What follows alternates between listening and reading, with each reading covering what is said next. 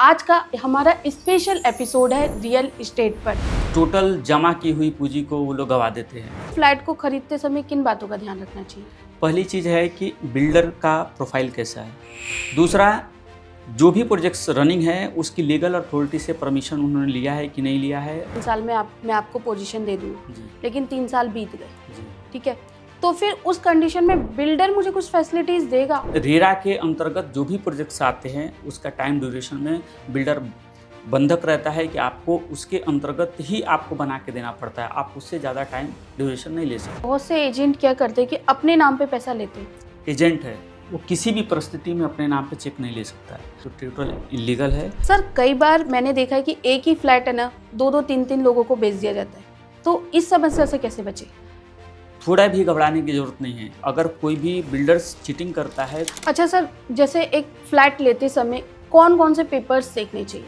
RERA में approval उसका है कि नहीं, सीसी। तो फ्लैट का कुछ एमआरपी टाइप फिक्स नहीं होता क्या? अगर कोई प्रोजेक्ट लोकेशन पे है तो उसकी वैल्यू ज़्यादा रहेगी। जो बैंक लोन देता है वो किस स्टेज पर कितना लोन देता है? हमने प्लान कंप्लीट किया, 35% to 45% तक आपको डिस्बर्समेंट। फ्लैट जब मैं खरीद रही हूँ आपसे, तो मुझे कुछ वारंटी गारंटी मिलेगी? वो सोसाइटी फॉर्म करता है, तो आपका शेयर सर्टिफिकेट, आपका सोसाइटी फॉर्मेशन के जो चार्जेस ले रहते हैं, डेवलपमेंट चार्जेस रहते हैं, वाटर कनेक्शन चार्जेस रहते हैं, आपकी इलेक्ट्रिसिटी की जो चार्जेस वो आपसे लेता है, वो उसी पैसे में इंक्लूड रहता है।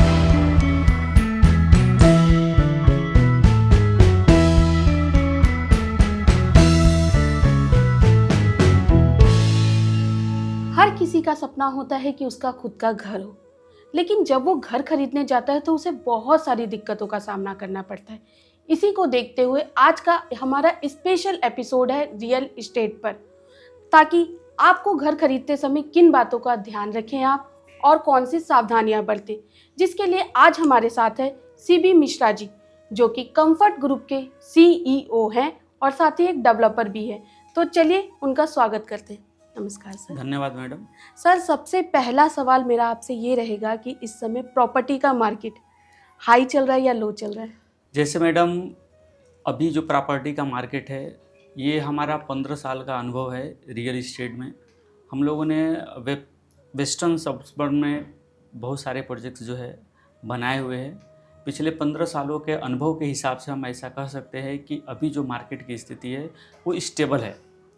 तो अभी आप जब कोई भी प्रॉपर्टी आप परचेस करने जाते हैं, चाहे वो नाला सोपारा में, वसई विरार में, मुंबई साइड में या पालघर डिस्ट्रिक्ट में कहीं भी करती हैं, तो आप देखेंगे कि पिछले 3 सालों से जो प्रॉपर्टी की स्थिति है सामान बनी हुई है।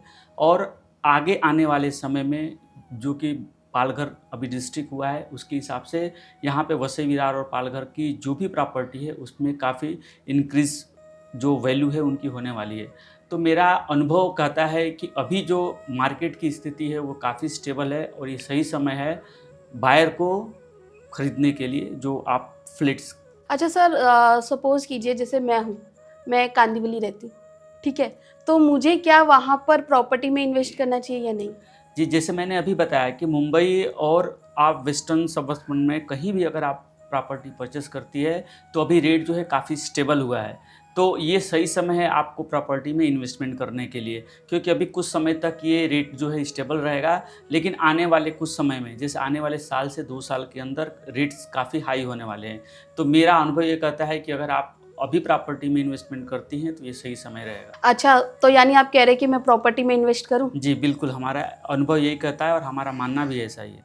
अच्छा सर, सपोज़ कीजिए, चलिए बात चल रही है कि प्रॉपर्टी खरीदने की।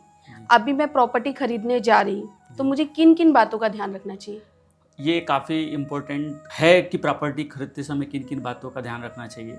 जैसे आप देखी भी होंगी कि बहुत सारे ऐसे परचेसर हैं जो आते हैं प्रॉपर्टी खरीदने के लिए और बहुत सारे ऐसे इलीगल एजेंटों के शिकार हो जाते हैं, इलीगल डेवलपर्स के शिकार हो जाते हैं और अपनी टोटल जमा की हुई पूंजी को वो लोग गवा देते हैं। तो ये आपने बहुत अच्छा क्वेश्चन उठाया है। मैं आपको बताना चाहता हूँ कि जब भी आप प्रॉपर्टी परचेस करें, विशेष जो ध्यान होना चाहिए कि डेवलपर्स कैसा है, उसका पास्ट अनुभव कैसा है, ठीक है, लोकेलिटी कैसी है, आप जो परचेस कर रहे हैं उस प्रोजेक्ट्स में बिल्डर्स क्या क्या एमिनिटीज़ दे रहा है। साथ ही साथ ये भी देखना चाहिए कि जो भी हमारी रेगुलेटर अथॉरिटी है उससे उन्होंने परमिशन लिया है कि नहीं, उसमें सीसीआई है कि नहीं, ज़मीन का एनए हुआ है कि नहीं, 7/12 जो है वो बिल्डर्स के नाम पे है कि नहीं है, साथ ही साथ जो हमारा महारेरा है उसमें प्रोजेक्ट्स रजिस्टर्ड है कि नहीं, और रजिस्टर्ड है तो कितने सालों का ड्यूरेशन है जिसमें बिल्डर्स उस प्रोजेक्ट को बना के देगा। तो विशेष इस सब चीज़ों का अगर आप ध्यान रखती हैं, साथ साथ ये भी आपको ध्यान देना है कि वो प्रोजेक्ट्स किस किस बैंकों से जो है एपीएफ है यानी टाई अप है, ताकि जो परचेसर खरीदता है फ्लैट उसको भी पता चल सके कि ये प्रोजेक्ट्स को इस बैंक ने अप्रूव किया है, ताकि उसकी जो है श्योरिटी बढ़ सके, ताकि वो इन्वेस्टमेंट कर सके उस पर। सर मैंने सुना है बिल्डर लोग तो सारे पेपर वर्क नहीं सही करते, तो मैं आपसे पूछना चाहूंगी कि आपके प्रोजेक्ट कहाँ कहाँ चल रहे हैं और आपने क्या इन बातों का ध्यान रखा है? मेरे जो प्रोजेक्ट्स हैं वो पालघर, उमरौली, साथ ही साथ नाला सोपारा में हमारे काफ़ी प्रोजेक्ट्स चल रहे हैं। और जब भी हम किसी कस्टमर को प्रोजेक्ट के बारे में अपना इन्फॉर्मेशन देते हैं, जब वो हमारे इधर परचेस करने आता है, तो हम सारी चीज़ों को उनको खुल के उनसे डिस्कशन करते हैं, और सारी जो अथॉरिटी से हमारा पासिंग है, रेरा में हमारे प्रोजेक्ट्स अप्रूव है, काफ़ी बैंकों से हमने ईपीएफ करा के रखा है, पूरा उनको हम डिटेल्स देते हैं। हमारे वेबसाइट पे भी वो सब सारी चीज़ें जो है अपलोड रहती है। जितने भी हमारे प्रोजेक्ट्स चल रहे हैं उसके पूरे डॉक्यूमेंट्स रेरा में अपलोडेड हैं।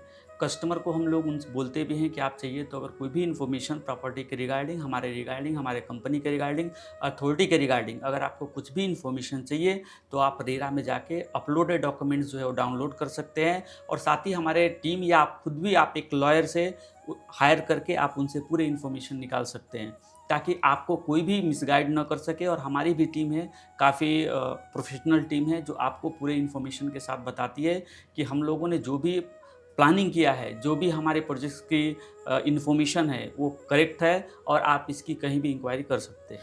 अच्छा सर, मेरे पास तो टाइम नहीं रहता है, ठीक है, मैं इतनी भी नहीं हूँ कि मैं एक लॉयर को हायर करके करूँ, तो कुछ ऑनलाइन रहता है कि मैं आपके प्रोजेक्ट का नंबर डालूँ और मुझे पूरी डिटेल मिल जाए? जी, अब जैसे महारेरा हाँ एक जी। जो है महाराष्ट्र गवर्नमेंट की अथॉरिटी है, ओके। जिसने सभी बिल्डरों को जो लीगल बिल्डिंग बनाते हैं उनके थ्रू रजिस्टर्ड करना जो है अनिवार्य कर रखा है। तो आप किसी भी प्रोजेक्ट के बारे में इंफॉर्मेशन लेनी चाहती हैं तो आप किसी भी बिल्डर के पास जाती है तो आप उनसे उनका महारेरा नंबर लीजिए।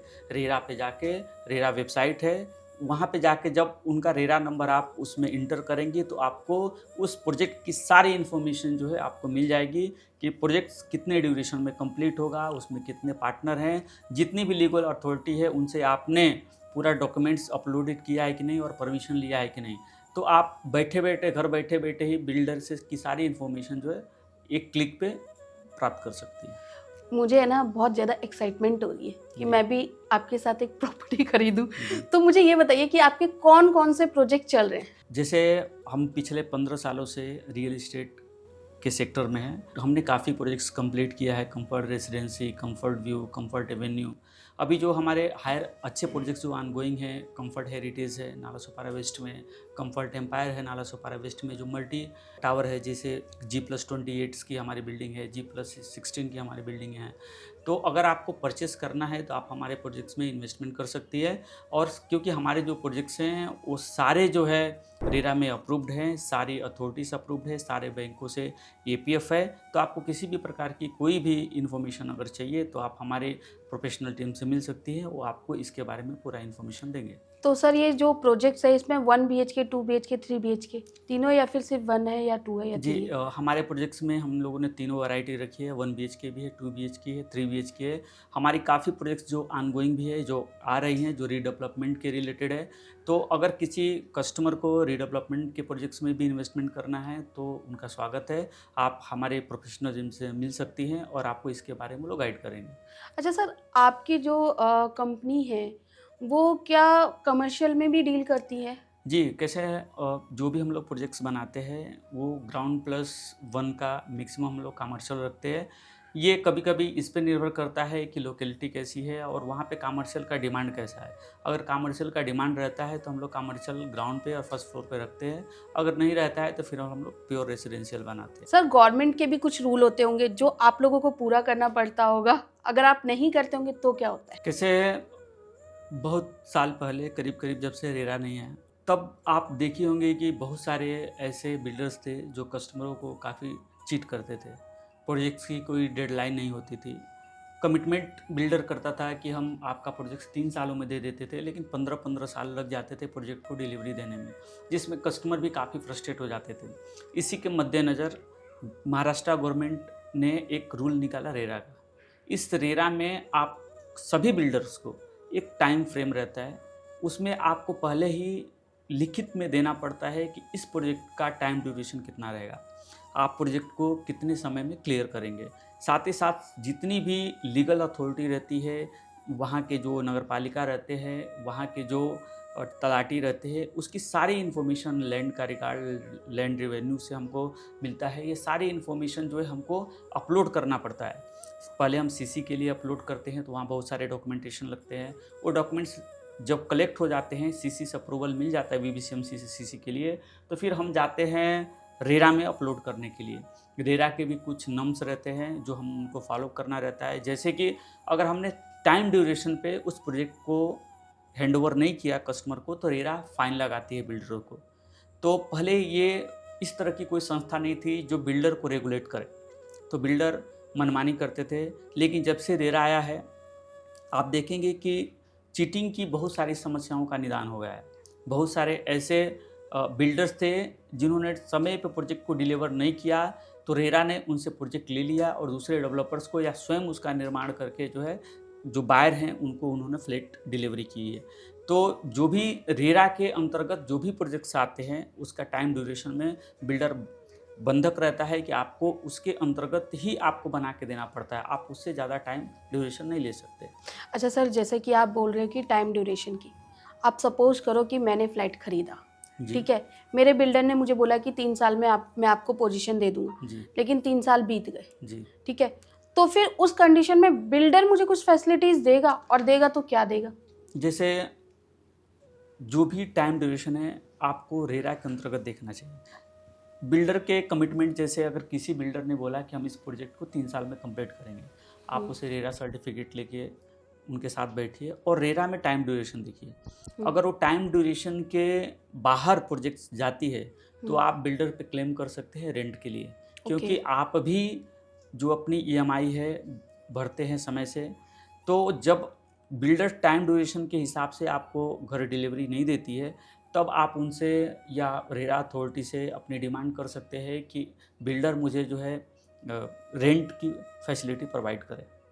यानी आप रेंट देते हो, आप लेट करते हो प्रोजेक्ट? ये बेसिक जो मेरे प्रोजेक्ट्स है, हम लोग कोशिश करते हैं कि टाइम पे उनको डिलीवरी दे दिया जाए, और अगर बाय चांस किसी प्रोजेक्ट में थोड़ा बहुत डिले भी हुआ, तो हम लोग कस्टमर को जो है रेंट की फैसिलिटी भी प्रोवाइड करते हैं। सर, कई बार मैंने देखा है कि एक ही फ्लैट है ना, 2-2 3-3 लोगों को बेच दिया जाता है, तो इस समस्या से कैसे बचे? जैसे किसी भी कस्टमर को जब वो घर परचेस करने जाता है, तो बहुत सारी चीज़ों का ध्यान रखना चाहिए।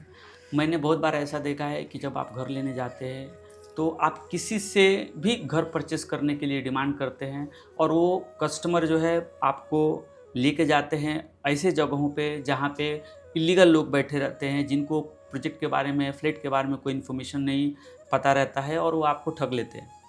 तो जब भी आप घर परचेस करने जाएं, अगर आप एजेंट के थ्रू भी जाते हैं, तो आपको सबसे पहले ये देखना चाहिए कि जो एजेंट है वो रेरा में अप्रूव्ड है कि नहीं है।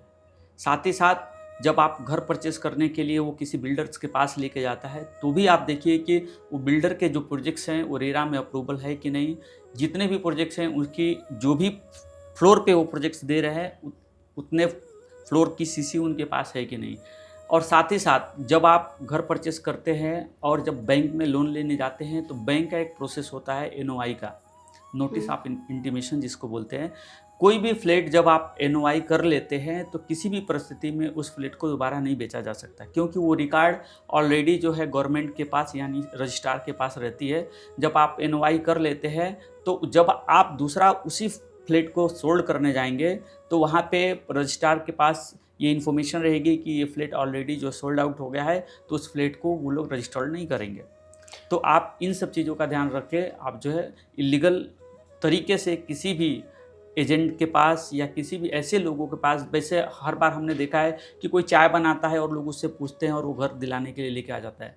चाय पिलाने वाला या जो अनप्रोफेशनल है, जिनको प्रोजेक्ट के बारे में रिलेटेड कुछ भी इन्फॉर्मेशन नहीं है, वो आपको सही लोगों के पास कैसे लेके जा पाएंगे। तो इन सब चीज़ों का विशेष आपको ध्यान देने की ज़रूरत है।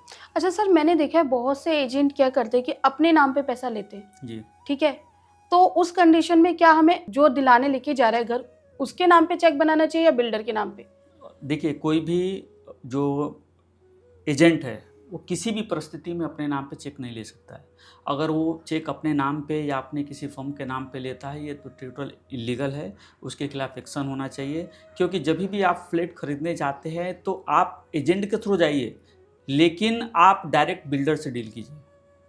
जो भी एजेंट के ब्रोकरेज चार्जेस है आप उनको दीजिए, लेकिन उनसे ये बोलिए कि आप जो है मुझे इसकी जो लीगल अथॉरिटी है, जो इसके डायरेक्टर हैं या जो बिल्डर है, आप मुझे उनसे मिलवाइए।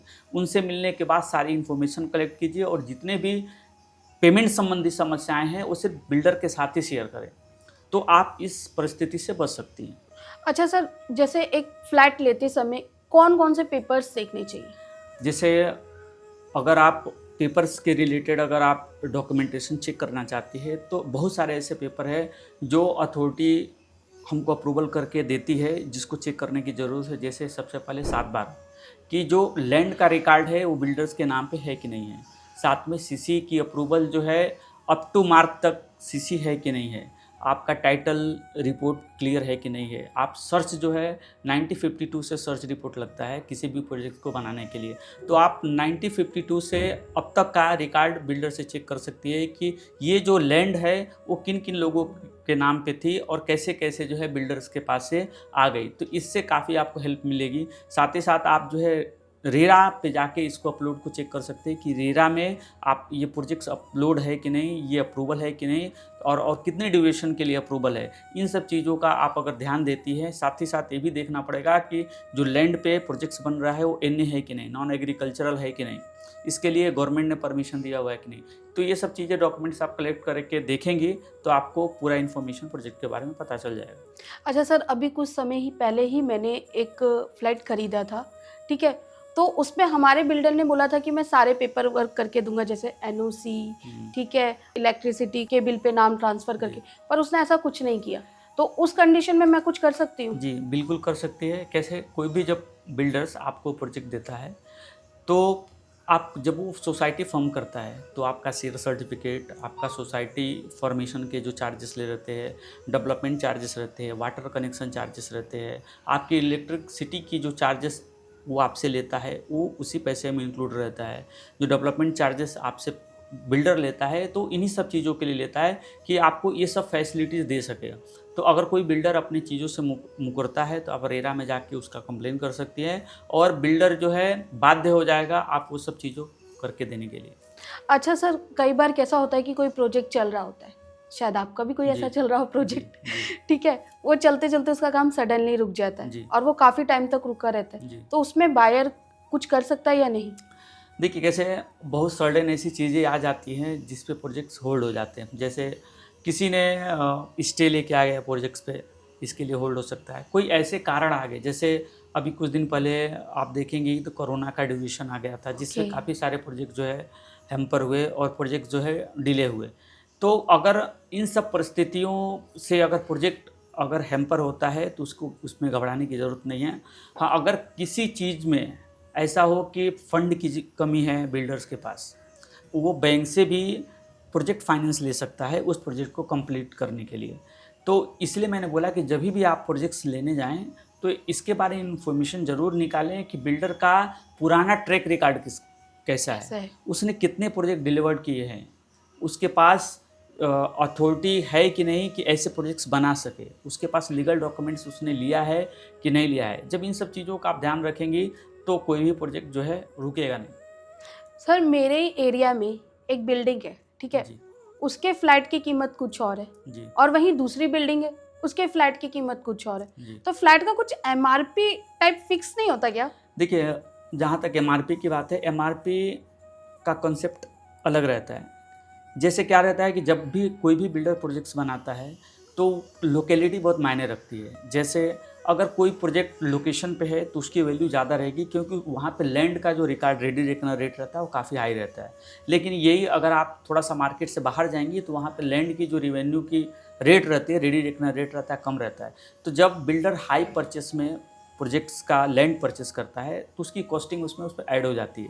साथ ही साथ प्रोजेक्ट 7 माले की है या 27 माले की है तो इसके ऊपर भी रेट काफ़ी निर्भर करता है, क्योंकि हम जितने छोटे प्रोजेक्ट्स बनाते हैं उसकी कॉस्टिंग कम आती है, लेकिन जब हम हाई राइज प्रोजेक्ट बनाते हैं तो उसकी कॉस्टिंग काफ़ी बढ़ जाती है, जिसके वजह से रेट में काफ़ी असमानता आपको देखने के लिए मिलेगी। साथ ही साथ बिल्डर उस प्रोजेक्ट में क्या क्या एमिनिटीज़ दे रहा है, क्या क्या फैसिलिटीज़ दे रहा है, किस लोकेशन पे प्रोजेक्ट्स है, ये भी काफ़ी डिफरेंस पैदा करता है रेट के मामले में। जैसे आपने बोला कि एमआरपी क्यों नहीं तय होती है, एमआरपी इसलिए नहीं तय होती है कि जहाँ पे स्टील सीमेंट की बात है वो डेली रेगुलर बेस पे चेंजेस होता रहता है। अगर एग्जांपल अभी अगर हम कोई गेहूँ परचेस करने जाते हैं तो वहाँ पे गवर्नमेंट ने उसका प्राइस फिक्स कर दिया है, तो उसमें असमानता आपको नहीं दिखेगी, इस साल का ये रेट रहेगा। लेकिन अगर आप स्टील परचेस करते हैं, सीमेंट परचेस करते हैं तो आप देखेंगे कि आज का रेट कुछ और है, कल का रेट कुछ और है। लैंड की भी कीमत आज कुछ और है और 6 महीने बाद लैंड की कीमत कुछ और रहेगी।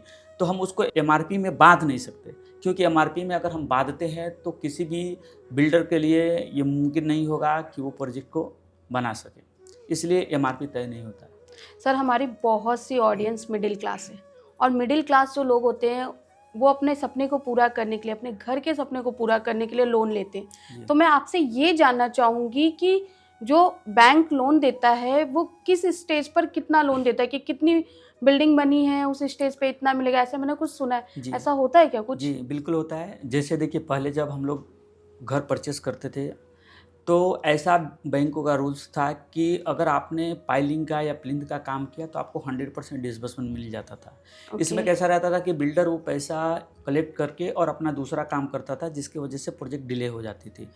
तो अभी जो है रेरा का जो गाइडलाइन आया है, जब आप ड्राफ्टिंग करते हैं तो उसमें लिखा हुआ रहता है कि आपको किस किस स्टेज में कितना कितना फंडिंग मिलना चाहिए। तो जब भी आप प्रोजेक्ट्स में इन्वेस्टमेंट करते हैं, फ्लैट परचेस करते हैं और बैंक से लोन लेते हैं तो बैंक पहले आर्किटेक्ट का सर्टिफिकेट मांगती है कि प्रोजेक्ट्स कितना % कंप्लीट हुआ है, और साथ ही साथ उनकी लीगल टीम आती है उस प्रोजेक्ट को देखने के लिए कि कितना स्तर तक वो फ्लैट कंप्लीट हुआ है। उसके बाद ही वो डिमांड जो बिल्डर भेजता है उसके बाद से उनको उतना ही प्रोजेक्ट्स में फंडिंग मिलता है जितना % प्रोजेक्ट कंप्लीट रहता है। जैसे एग्जांपल अगर हमने प्लिंथ कंप्लीट किया तो प्लिंथ पे एक ड्यूरेशन रहता है कि आपको 35% टू 45% तक आपको डिस्बर्समेंट मिलेगा, लेकिन पहले यही उल्टा था।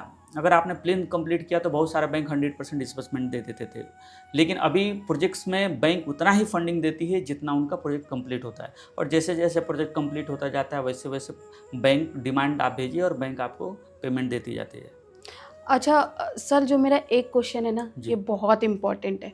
जैसे हर चीज़ की गारंटी वारंटी होती है, तो क्या फ्लैट जब मैं खरीद रही हूँ आपसे तो मुझे कुछ वारंटी गारंटी मिलेगी, या फिर कोई बिल्डर देता है या नहीं देता है? जैसे हमने बताया कि जब से रेरा आया हुआ है, रेरा में बिल्डर को ऐसे बांधा गया है कि आप जो भी एमिनिटीज़ का कमिटमेंट करते हैं वो आपको देना पड़ेगा।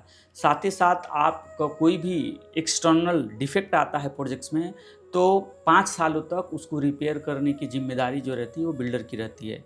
तो ये रेरा गारंटी देता है कि जब भी आप रेरा रजिस्टर्ड प्रोजेक्ट लेते हैं तो आपको थोड़ा भी घबराने की ज़रूरत नहीं है। अगर कोई भी बिल्डर्स चीटिंग करता है तो आप रेरा में उसके खिलाफ कंप्लेन कर सकती हैं। और वारंटी गारंटी ऐसा रहता है कि आप आने वाले 5 सालों तक, यानी जैसे ही आपको पोजीशन मिलता है उसके आगे के 5 सालों तक उस प्रोजेक्ट के एक्सटर्नल कोई भी डिफ़ॉल्ट आती है तो वो बिल्डर ही उसको रिपेयर करके देता है। सर आपका कोई ऐसा क्रीम प्रोजेक्ट चल रहा है जिसमें आप बहुत अच्छी फैसिलिटीज़ दे रहे हैं, बहुत अच्छी एमिनिटीज़ दे रहे हैं, तो प्लीज़ आप हमारी ऑडियंस को बताइए। जैसे प्रोजेक्ट के बारे में आपने इन्फॉर्मेशन पूछा, तो हमारे एक नालासोपारा वेस्ट में लिंक रोड पे काफ़ी अच्छे लोकेशन पे एक प्रोजेक्ट है जिसका नाम है कम्फर्ट हेरिटेज। G+28 का टावर है। इसमें हम लोगों ने काफ़ी अच्छी एमिनिटीज़ दिया है ताकि हमारे जितने भी कस्टमर हैं उनको बाहर किसी भी फैसिलिटीज़ के लिए जाना नहीं पड़े। जैसे हमने वहाँ पे क्लब हाउस दिया है, हमने जिम दिया है, योगा प्लाजा सेंटर दिया है ताकि लोगों के हेल्थ के रिलेटेड जो भी समस्याएं आती हैं वो नहीं आए। साथ ही साथ हमने मंदिर दिया है और बच्चों के पढ़ने के लिए उसमें लाइब्रेरी की भी व्यवस्था की है ताकि अगर कोई भी बच्चा जो है अपने पूर्वजों के बारे में, अपने इतिहास के बारे में जानना चाहता है, उस लाइब्रेरी से बुक लेके पढ़ सकता है जो फ्री ऑफ कॉस्ट है। जब हम अपने प्रोजेक्ट्स में मंदिर देते हैं तो उस मंदिर के रिलेटेड जितने भी हमारे वेद, पुराण, शास्त्र, उपनिषद है, तो हम अपने धर्म और संस्कृति के लिए भी उसमें बहुत सारे बुक्स अवेलेबल कराते हैं, ताकि जो हमारी आने वाली युवा पीढ़ी है उस बुक्स से ज्ञान प्राप्त कर सके और अपना जो इतिहास है, अपनी संस्कृति है, जो अपने संस्कार है, उसको साथ साथ लेके निर्वहन कर सके। तो ये भी फैसिलिटीज़ हम लोग दे रहे हैं, गार्डन भी दे रहे हैं, रूफटॉप फैसिलिटीज़ भी हम लोगों ने काफ़ी दिया है। इंटरनल में भी हम लोगों ने पीओपी दिया है, फॉल सीलिंग दिया है, लाइट दिया है, फैन दिया है, गीज़र दिया है। पूरा किचन्स में हम लोग टाइल्स लगा के देते हैं, बाथरूम में भी पूरा हम लोग टाइल्स लगा के देते हैं। आप अगर देखेंगी, कंपेयर करेंगी, बहुत सारे प्रोजेक्ट्स के इंफॉर्मेशन आप कलेक्ट करेंगे तो ये पाएंगे कि जो फैसिलिटीज़ हमने दिया है, लगभग हमारे आसपास के जितने भी प्रोजेक्ट्स हैं उस प्रोजेक्ट्स में इतनी एमिनिटीज़ नहीं आपको देखने के लिए मिलेंगी। सर कुछ लोग चाहते हैं कि उन्हें फुली फर्निश्ड फ्लैट मिले, तो वो भी आप प्रोवाइड कराते हैं? जी, जैसे कि हमने ऑलरेडी सैंपल बनाया हुआ है, वहाँ पे जिसको भी फुल फर्निश फ्लैट चाहिए वो आके हमारे सैंपल पे विजिट कर सकते हैं। अगर कस्टमर की डिमांड रहती है कि आप ऐसे ही फुल फर्निश हमको फ्लैट दे दीजिए, तो हम लोग उनको उसके हिसाब से रेट बताते हैं और उनको फुल फर्निश फ्लैट जो है अवेलेबल करा के देते हैं। तो फुल फर्निश्ड फ्लैट में आप क्या क्या देते हैं? जैसे देखिए, आप सैंपल में जब हमारे विजिट देखेंगे तो उसमें बेड्स हैं, जो हमारे कपाट आते हैं, साथ में मॉड्यूलर किचन ट्रॉली हम लोग देते हैं, टीवी यूनिट्स देते हैं, आपके सोफ़े हैं, चेयर्स रहते हैं। तो जो भी मॉडर्न एमिनिटीज़ इस समय आपको जो नीड रहती है घर के लिए, जैसे फ्रिज है, आप घर में चिमनी जो लगाते हैं धुएँ को बाहर करने के लिए, ये सारी फैसिलिटीज़ जो है हम लोग प्रोवाइड करते हैं। यानी अपना लगेज लेकर आओ जी, और हमारे घर में आराम से मज़े से सेटल हो जाओ। जी, ऐसी फैसिलिटी हम प्रोवाइड करते हैं कि आपको कुछ लाने की ज़रूरत नहीं है, आप सिर्फ अपने कपड़े लाइए और आप हमारे घर में रहिए। सर वो आपका घर नहीं होगा, जो खरीदेगा उसका घर होगा। जी बिल्कुल। सर चलते चलते मैं आपसे कुछ ऐसी टिप्स पूछना चाहूँगी जो प्रॉपर्टी लेते समय ध्यान रखना चाहिए। जी, बहुत अच्छा क्वेश्चन पूछा। ये जितने भी परचेस करने वालों के लिए जिन 5 चीज़ों का विशेष ध्यान रखना पड़ेगा। पहली चीज़ है कि बिल्डर का प्रोफाइल कैसा है, यानी कि पास्ट में आप बिल्डर की हिस्ट्री निकालिए कि बिल्डर ने कौन कौन से प्रोजेक्ट्स किए हैं और कौन कौन से प्रोजेक्ट्स उसके चालू हैं। तो पहला सबसे इम्पोर्टेंट है कि आप बिल्डर की हिस्ट्री देखिए। दूसरा, जो भी प्रोजेक्ट्स रनिंग है उसकी लीगल अथॉरिटी से परमिशन उन्होंने लिया है कि नहीं लिया है, रेरा में अप्रूव्ड है कि नहीं प्रोजेक्ट्स है, और जिन एजेंटों के द्वारा आप प्रोजेक्ट्स में इन्वेस्टमेंट कर रही हैं वो रेरा में अप्रूवल उन्होंने लिया है कि नहीं लिया है। तीसरा, एरिया और लोकेलिटी कैसी है, जो आप इन्वेस्टमेंट कर रहे हैं जिस प्रोजेक्ट में उसकी लोकेलिटी कैसी है, एरिया कैसा है, और उसका फ्यूचर में क्या इंक्रीमेंट के चांसेस हैं। ऐसा है क्या कि अगर आप उसमें इन्वेस्टमेंट करते हैं तो आपकी प्रॉपर्टी की वैल्यू बढ़ने वाली है कि नहीं बढ़ने वाली है। चौथा, कि जो भी आप प्रोजेक्ट्स में इन्वेस्टमेंट कर रहे हैं उस प्रोजेक्ट की अप्रूवल सभी बैंकों से अप्रूवल है कि नहीं है, इसका विशेष ध्यान रखिए। क्योंकि जब भी हम आप फ्लैट खरीदते हैं तो जब भी बड़े बैंक्स उसमें अगर आपको लोन देते हैं तो आप समझिए कि ये प्रोजेक्ट जो है प्योरली रूप से जो है बैंकों से अप्रूव्ड है, मतलब कि पूरी लीगल की 100% श्योरिटी है। और पांचवा, कि बिल्डर्स उस प्रोजेक्ट्स में क्या क्या फैसिलिटीज़ दे रहा है और क्या क्या एमिनिटीज़ दे रहा है जो आपकी लाइफ स्टाइल में चेंजेस ला सकते हैं। सर आपने अपना कीमती समय हमें दिया, उसके लिए मैं आपका तहे दिल से शुक्रिया अदा करती हूँ। आपका भी धन्यवाद और आपका चैनल का भी धन्यवाद। ये एक ऐसी समस्या है जिससे हज़ारों लाखों लोग जो है पीड़ित हैं। तो जो भी आपके व्यूवर हैं, ये हमारे चैनल्स और आपके चैनल्स को देख रहे हैं, उनसे एक निवेदन है कि अगर आपको हमारी इन्फॉर्मेशन अच्छी लगी तो आपके इस चैनल को सब्सक्राइब और लाइक करें, ताकि बहुत सारे जो कस्टमर हैं वो चीट ना हो, उनकी जो इन्वेस्टमेंट है वो गलत जगह पे इन्वेस्टमेंट ना हो। साथ ही साथ अगर आपको कुछ इसके रिलेटेड बाकी की इन्फॉर्मेशन चाहिए तो आप हमसे भी संपर्क कर सकते हैं, हम आपके लिए अवेलेबल रहेंगे। आपने अपना कीमती समय दिया और हमारे सुझाव को कस्टमर तक पहुंचाया, इसके लिए आपको बहुत बहुत शुक्रिया। जैसा कि सीबी मिश्रा जी ने कहा कि अगर आप प्रॉपर्टी से रिलेटेड कोई भी इंफॉर्मेशन चाहते हैं तो उनकी पूरी की पूरी डिटेल हमारे डिस्क्रिप्शन बॉक्स में मिलेगी। साथ ही इनके आने वाले अपकमिंग प्रोजेक्ट्स की डिटेल भी आपको हमारे डिस्क्रिप्शन बॉक्स में मिलेगी। तो देखते रहिए KFE टॉक शो।